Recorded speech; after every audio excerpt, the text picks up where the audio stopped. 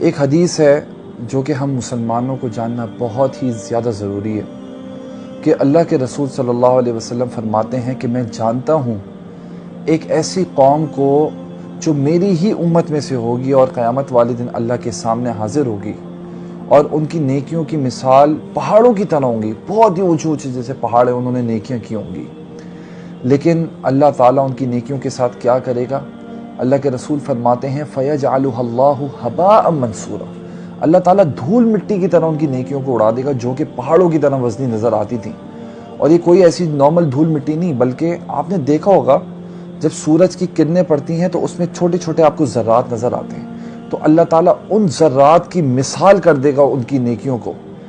تو صحابہ نے جب یہ بات سنی تو انہوں نے آپ صلی اللہ علیہ وسلم سے سوال کیا، اے اللہ کے رسول ایسے کیا اعمال ہوں گے ان کے، کون ہوں گے وہ لوگ تاکہ ہمیں پتہ چلے ہم ان لوگوں میں سے نہ ہوں؟ تو آپ صلی اللہ علیہ وسلم فرماتے ہیں یہ تمہارے ہی بھائی ہیں، اور جس طرح تم نمازیں پڑھتے ہو اس طرح وہ بھی نمازیں پڑھتے ہیں،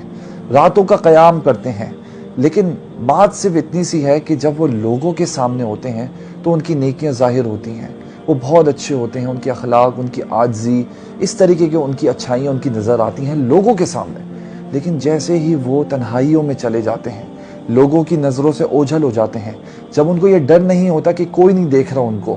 تب اللہ کی جتنی بھی حرام کردہ چیزیں ہیں، جو کام اللہ تعالیٰ نے حرام کیے ہیں وہ ان میں پڑ جاتے ہیں، چاہے وہ چھوٹے کام ہو یا بڑے کام ہو، اور یہ وہی حرام کام ہوتے ہیں جو وہ لوگوں کے سامنے کرتے ہوئے ڈر رہے ہوتے ہیں کہ معاشرہ ان کو تانا نہ دے۔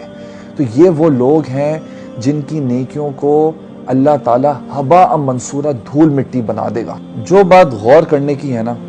وہ یہ ہے کہ لوگوں کے درمیان آپ کتنے نیک ہیں، لوگوں کے درمیان آپ کتنے اچھے کام کرتے ہیں، یہ اتنا میٹر نہیں کرتا۔ جو چیز تنہائی میں میٹر کرتی ہے، تنہائی میں کی ہوئی نیکی اور تنہائی میں کیا ہوا گناہ، یہ سب سے زیادہ امپورٹنٹ ہوتا ہے انسان کے لیے۔ اگر آپ تنہائی میں نیکی نہیں کر سکتے نا تو ایٹ لیسٹ گناہ بھی نہ کریں، کیونکہ تنہائی میں کیا ہوا گناہ لوگوں کے درمیان کی ہوئی نیکیوں کو بھی برباد کر دیتا ہے۔ جزاک اللہ خیر۔